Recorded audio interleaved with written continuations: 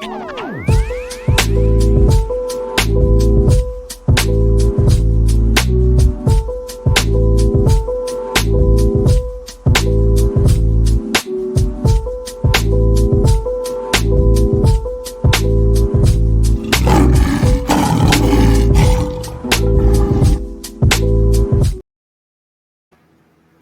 Sports TV here. Salute to the mighty LDBC. Smash the like button, hit the subscribe, turn on your notification bell so be notified when I drop a new video. And if you're digging the video, go ahead and share this joint. R.I.P. to one of the greatest of all time, the legendary heavyweight George Foreman. This is a sad situation because, of course, the loss of life. But, as a boxing fan who grew up watching George Foreman, I didn't grow up watching the first career of George Foreman, but I grew up watching the second career of George Foreman. When he came back out of retirement and that second phase of his career, I watched that. And I remember the ridicule, people laughing at him. I remember all the jokes and stuff like that. And I remember people like Bob Arum, even Bob Arum, who later jumped on Big George Sack. But I remember when Big George first came back, Bob Arum was a lot of people, not just Bob Arum, people just dissing like, I don't know, this is just childish, just stupid. He must need money. Why is he coming back doing this and blah, blah, blah.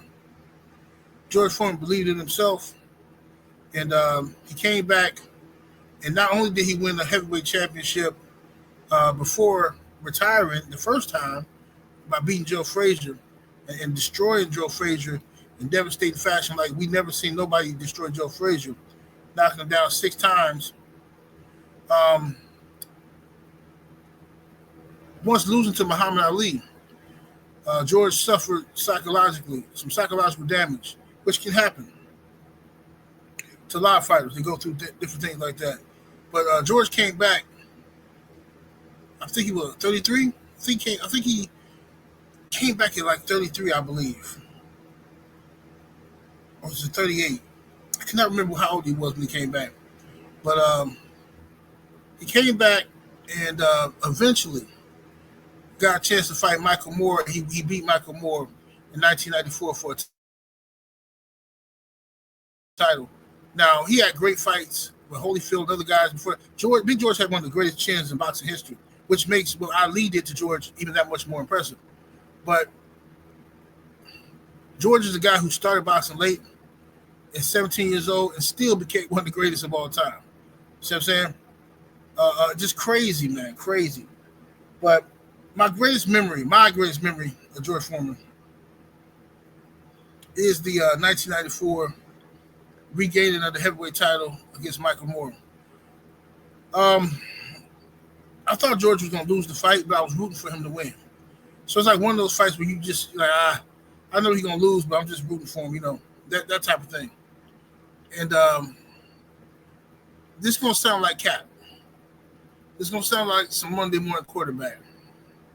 But at some point in the fight, I started believing George Foreman could win this fight.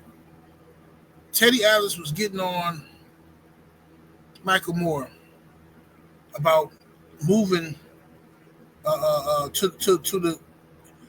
the right, or moving to his left, which was George Foreman's right, and you getting lined up for the right hand. You know what I'm saying? And Michael Moore, very arrogant. He was having some friction with Teddy because Teddy Atlas had just got on his case in the Holyfield fight, and Teddy Atlas blew up to this astronomical levels of fame, and people say, "Oh, Teddy Atlas is the star of the show, and Teddy's the one who's the real motivation, the real reason why Michael Moore won."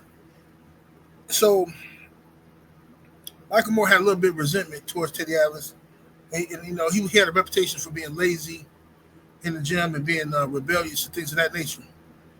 But what happened is, I seen George Foreman, I forgot what round it was.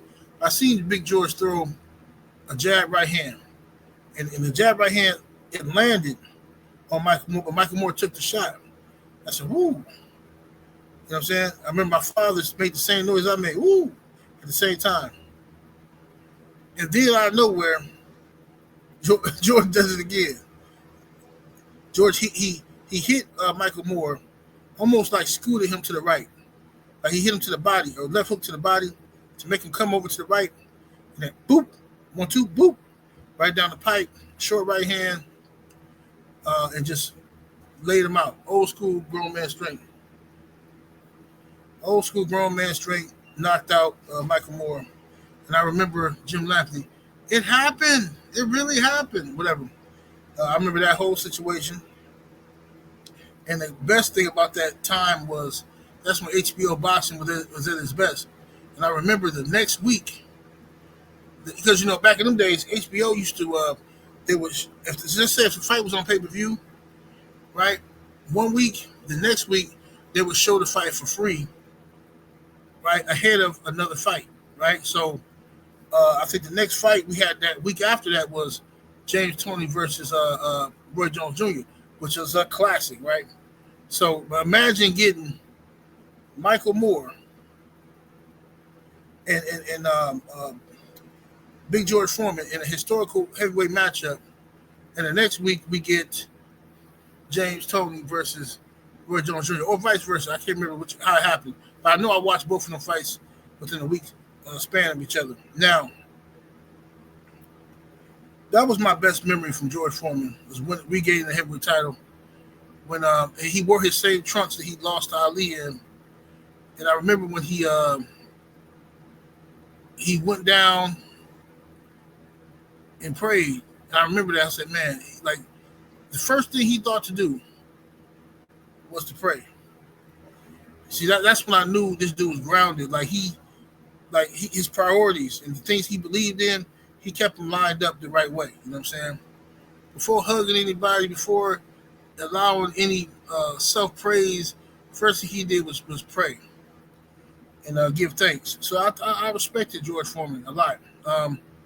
Teddy Atlas was talking crazy about George Foreman in the build-up to that fight. Crazy. Teddy Atlas being Michael Moore's trainer at the time. He was just saying, oh, this guy's a fraud. He's a fraud. He's a con man. He's nothing but a common criminal, a con man. I'm thinking like, dude, who is you to call somebody a common criminal, a con man, and anything George has done in the streets, you done. But the only difference between y'all is the color. But you grew up around mafioso situations and doing that. George grew up in the hood doing what he had to do in Houston. You ain't no better than him. But anyway, man, this is, I don't know, man. This is a sad situation for me. I'm a big fan of George Foreman. 76 years old. It seems like a full life, and maybe it was to him. I don't know, bro. I just feel like he had more time. You know what I'm saying? I haven't seen George in a long time in the public light, so I don't know. Maybe he wasn't doing too good health-wise. You know what I mean? But R.I.P. to George Foreman, his family. My condolences goes out to them. Man, they don't make them like this no more, man. It's gonna be hard pressed. You're gonna be hard pressed to find a guy that can come into boxing late, accomplish what he accomplished, not just in boxing, but man, I mean, look what he did with the George Foreman grill. I think everybody got a Foreman grill, don't they? Well, I don't know about now. But back in the day, I still got a Foreman grill downstairs, 2 of them. I got a super old one, and I got one that's about maybe 10 years old. That's still old. Yeah, man. I mean, Foreman grills was the truth. I think Foreman made like $100 million off of that. But anyway, y'all let me know what y'all think, man. R.I.P. to the legendary George Foreman. 78 Sports TV. Salute to the mighty ODBC and my party. Hello, deuces.